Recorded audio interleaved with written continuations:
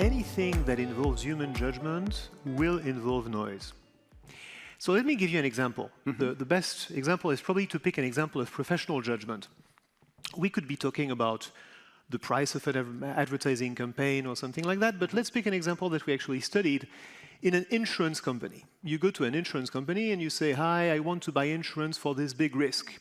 And there are people there whose job it is to set the price of that. They're called the underwriters.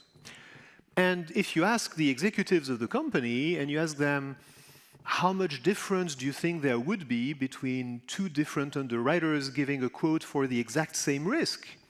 They say, well, of course, there are not going to be an exact complete agreement. It's a matter of judgment. In any matter of judgment, we expect that even competent people, experts who apply the procedures and the norms and who've been trained in the way to do this properly are going to have some disagreement. So they said, on average, we'd expect some difference. And I don't know how much difference you would expect, but usually when we ask that question in a group like this, people say 10%.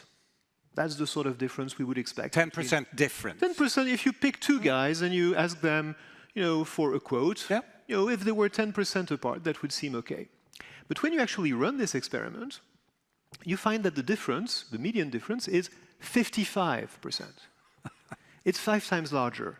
So when we think a judgment is a professional judgment that is made rationally, objectively, etc., it's actually much more variable than we think for reasons that we don't really understand until we start digging, and that's what we call noise. I'll give you a very simple example. Say I'm a professor, which I happen to be.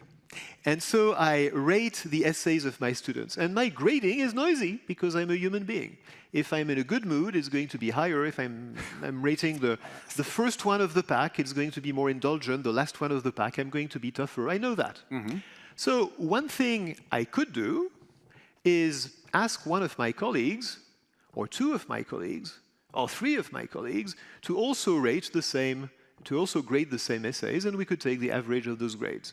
We know that there would be less noise in doing that. By the way, that's what you intuitively do in your organizations all the time. When you know that a decision is difficult, you ask other people and you somehow try to get to a joint decision. That's called aggregating multiple judgments. It's a very good decision hygiene practice. Here's the catch, though. Most people do this wrong. Why? Because most people, when they want to leverage the collective intelligence of their colleagues, get into a room and talk. Yes. And that sounds like a good idea, doesn't it? It sounds like a good idea. It's a terrible idea. Why? You shouldn't do that. But why? It's a terrible idea because as soon as you are in a room together to make a decision, you are influencing one another in all kinds of subtle and not so subtle ways. You may be the boss and you may be looking at me like you're doing right now, which means you disagree with me. And therefore I'm going to change what I'm saying because I want to agree with you because you're the boss. Or it may be that we're going around the table and person number 1 says, yes, it's a good idea, and person number 2 says, yes, it's a good idea, and I'm person number 3, and I was thinking it wasn't a good idea, but now I'm thinking, well, these are smart people and I respect them, and if they've said that, they must have a reason. So all sorts of influencing is going on in that room. If you want to limit noise, what you need to do is to make sure that people form their judgments independently of one another. But how do you do that in practice? In practice, think about the detective at the police station who's got a lineup of suspects. 1, 2, 3 to 10? Yeah, and he's got a number of witnesses who've seen the crime scene. Is he going to bring all the witnesses together and ask them to talk and to agree on who is guilty? No, he's not going to do that. He's going to bring them one by one and ask each of them to say, is it number 1, number 2, number 3? And when 5 of the 6 witnesses say it's number 3, you start to have a good presumption that it's probably number 3. You want to make sure that you ask people to form their judgments independently on whatever the question is, regardless of what the others think. Then talk, right? Then get into a room.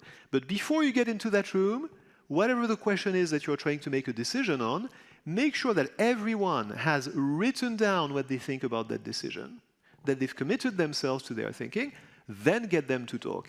And make sure that they don't talk to one another when they do that, because they will try to.